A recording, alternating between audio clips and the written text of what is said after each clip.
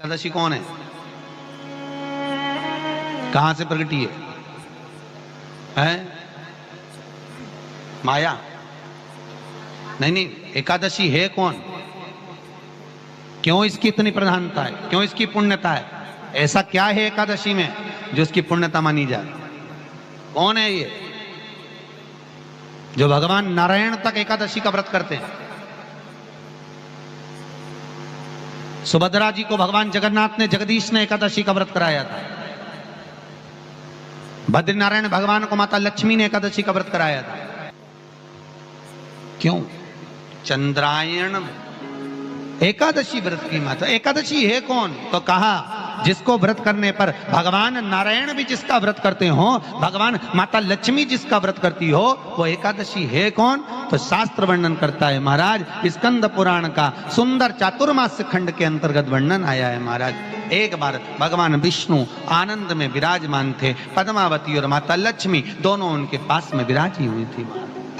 दोनों बैठी। भगवान लक्ष्मी और पद्मावती दोनों बैठी है, एक सिर के पास, एक चरण के पास। कुछ समय बाद वहीं पर ब्रह्मदेव का आगमन हुआ और ब्रह्मा जी आगमन पाकर भगवान नारायण पद्मावती से लगकर उठे और उठकर लक्ष्मी की ओर झुके। झुकने पर इन तीनों के समागम से भगवान नारायण के हृदय चित्त से एक कन्या प्रकट हो गई। उस कन्या का नाम एका था। क्या नाम था? एका। अब 10 उसके गुण इतने प्रबल थे, वो 10 गुण उसके बड़े प्रबल थे कि वो एका जिसको निहारती थी उसको संपदावान बना देती थी। जिसको देख लेती थी उसके जीवन में वो आनंद की अनुभूतियां करा देती थी। एका जिस मार्ग से जाती थी उस मार्ग के द्वार खोल देती थी। एका का पुण्य इतना पुण्य प्रखर। पद्मावती और लक्ष्मी ने कहा महाराज ये बेटी आपके द्वारा निर्मित हुई है, इसका कन्यादान करना चाहिए। हमारे यहाँ हिंदू धर्म में रीति है, जिस दिन कन्यादान करा जाता है उस दिन व्रत रखा जाता है। अब आजकल रखते कि नहीं रखते हो मालूम नहीं, और कन्यादान करते समय व्रत रखा जाता है। व्रत रखना है, एका का कन्यादान करना है। भगवान बोले कन्यादान करें, किसको दें? एका किसको दी जाए? एका प्रदान किसको करी जाए? पुण्यता किसको दी जाए? भगवान नारायण ने उसी समय लक्ष्मी और पद्मा से पूछा, तुम बताओ। पद्मा लक्ष्मी दोनों एका से पूछी, एका बताओ इसका पुण्य हम आपका हस्त कमल आपको प्रदान किसको करें, हम किसको दें? एका कहती है पिताजी। भगवान से कहती है नाथ कृपा करिएगा, मेरे को अगर प्रदान करना चाहती हो, अगर मुझे देना चाहते हो तो एक काम करो, एक काम करो। यदि आप देना चाहते हो तो भगवान एक काम। माता ने कहा कि पिताजी अगर कुछ देना चाहते हो तो ऐसी कृपा करो, संसार के मनुष्य अगर मृत्यु लोक में आकर के अंदर 2 एकादशी का भी पुण्य भाग अगर ग्रहण करते हैं तो ये एका उनकी होती है और वैकुंठ का राह खोल देती है। इनके जाने से पहले अगर मैं प्रवेश करती हुई जाऊंगी और इनके मार्ग को सुलभ बनाती हुई जाऊंगी। वो एका 10 गुण के कारण एका। सबसे पहला नियम एकादशी व्रत का, सबसे पहला नियम है कि आप जिस दिन व्रत करो उसके एक दिन पहले भक्ति का संचार इस हृदय में करो।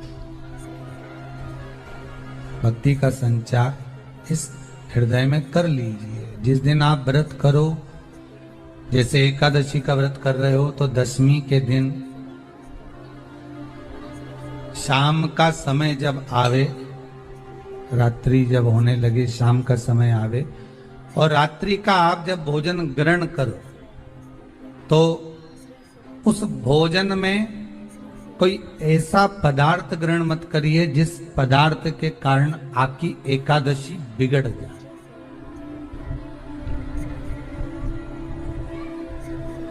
एकादशी का दूसरा नियम बहुत ध्यान से सुनिएगा।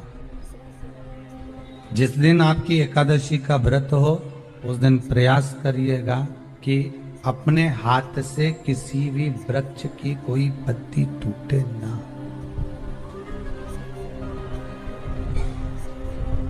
अपने हाथ से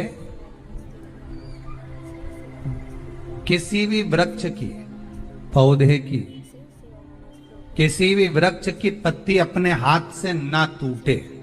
बहुत ध्यान दीजिएगा महाराज। एकादशी का ये दूसरा नियम है कि अपने हाथ से किसी पौधे की, किसी वृक्ष की, किसी डाली की कोई पत्ती टूटे ना, कोई पत्ती ना टूटे, इसका प्रयास करिए।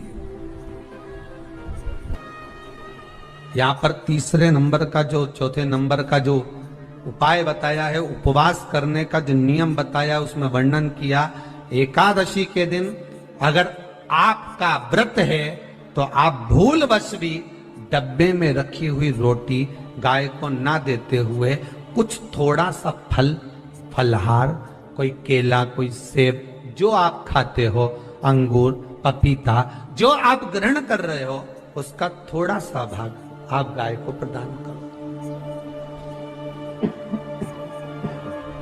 आप गाय को दीजिए।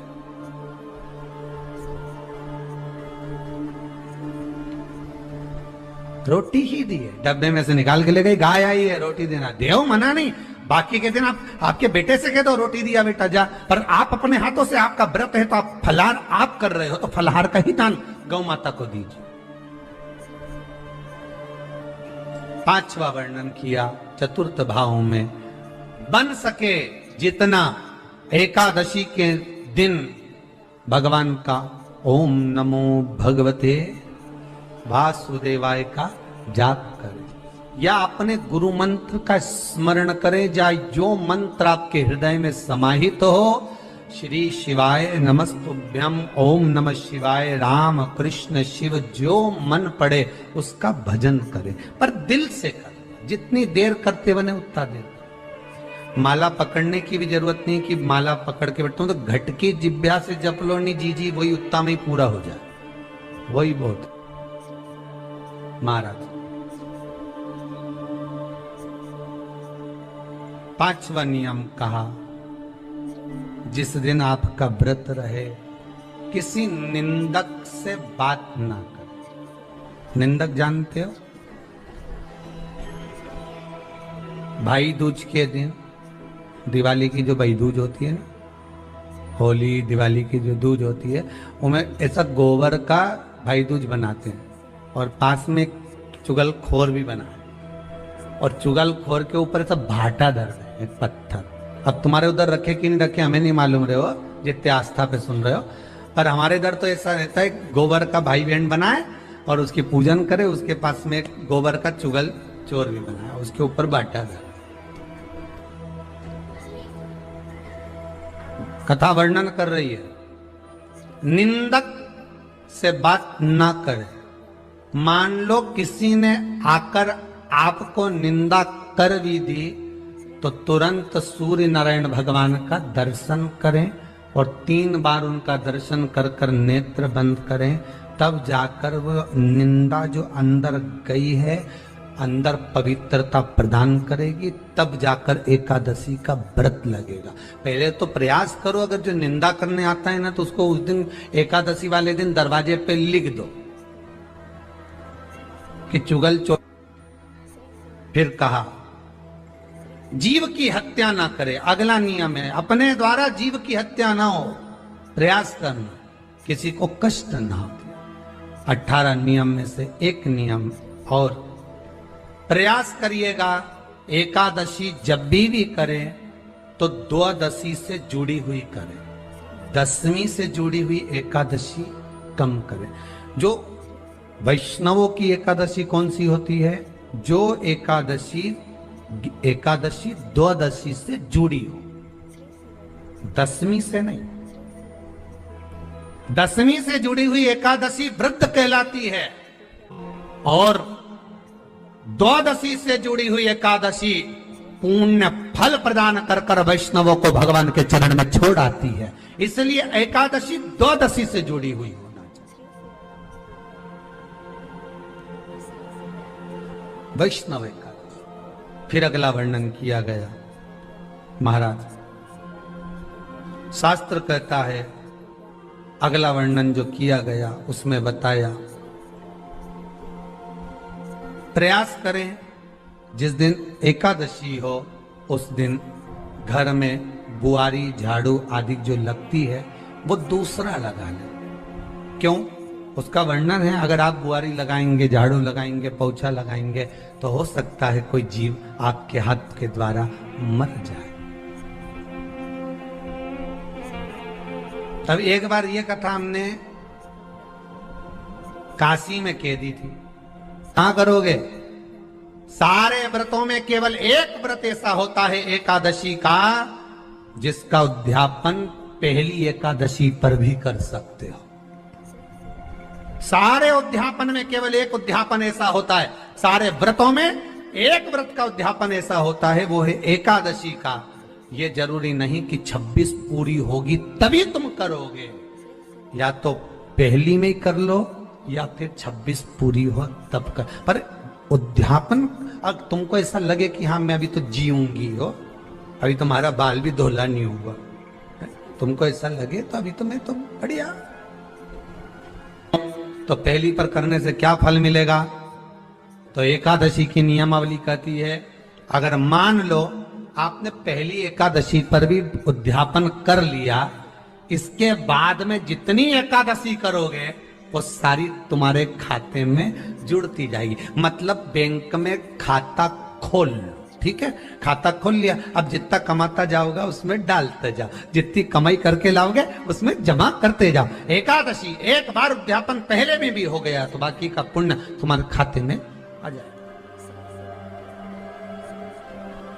उसका पुण्य।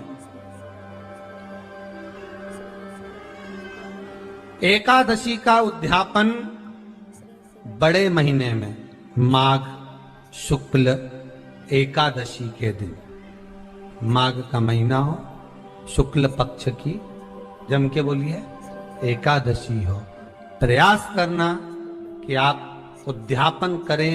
भले 5, 10, 11, 12 जितनी एकादशी हो जाए, 26 हो जाए तो ज्यादा अच्छी है, नहीं तो आप करें तो माघ महीने की शुक्ल पक्ष की एकादशी के दिन आप उद्यापन करें। प्रयास रखें, प्रयास रखें। बड़े महीने के अंतर्गत जो उद्यापन, हाँ चतुर्मास के अंतर्गत उद्यापन नहीं होता एकादशी का, बहुत ध्यान दीजिए। ये जो सावन भादो कुंवर कार्तिक जो 4 महीना होते हैं भगवान के शयन करने के, इसके अंतर्गत एकादशी का उद्यापन नहीं होता, और इसके अंतर्गत उद्यापन करना भी नहीं चाहिए एकादशी। एकादशी का उद्यापन माघ महीने की शुक्ल पक्ष की एकादशी के दिन आप बहुत प्रेम से आनंद के साथ करिए महाराज। परंतु एकादशी के उद्यापन में सबसे ज्यादा अगर कुछ जरूरी होता है तो 24 तरह का नैवेद्य जरूरी होता है। कितने तरह का? 24 तरह का नैवेद्य। अब आप कहोगे गुरुजी उद्यापन हम कर रहे हैं एकादशी का, तो उसमें तो फलहार का हमें नैवेद्य बनाना चाहिए। तो फिर ये पुराण के अंतर्गत स्कंद पुराण में ये चीज लिखी है कि एकादशी का जब उद्यापन करते हैं तो 24 तरह का नैवेद्य बनाकर सिद्ध करते हैं। 24 तरह का नैवेद्य जान रख लेना, हलवा बना लो, खीर बना लो, पूड़ी बना लो, सब्जी बना लो, पकोड़ा बना लो, भजिया बना लो, ऐसे 24 तरह का नैवेद्य अलग अलग चाहिए। पर लोग क्या करते हैं, खोपरा पाक बनवा लेते हैं 1-2 किलो और 24 जगह रख देते हैं। स्वीकृत नहीं है। 24 तरह का नैवेद्य रखा जाता है। महाराज एकादशी के दिन भगवान का पूजन का पूरी तैयारी कर कर मंडल आदि बनवाकर विद्वान ब्राह्मण को बुलाकर, कर्मकांडी ब्राह्मण को बुलाकर जो भगवत सेवा में एकादशी का उद्यापन कराए, उन ब्राह्मण के चरणों को नमन कर कर, प्रणाम कर कर एकादशी का पूजन करवाइए और उस मंडल की पूजन कराकर हवन द्वादशी को कराइए, एकादशी को हवन नहीं। एकादशी के उद्यापन का जो हवन होता है वो द्वादशी। शिव महापुराण की कथा सुनने से क्या मिलता है? हम कहते हैं शिव महापुराण की कथा सुनने वाले की दो चीजें बदल जाती हैं। एक, उसके दिन बदल जाते हैं और दूसरा, उसका दिल बदल जाता है। शिव महापुराण की कथा सुनने वाले के दिन भी बदलते हैं और दिल भी बदलता है।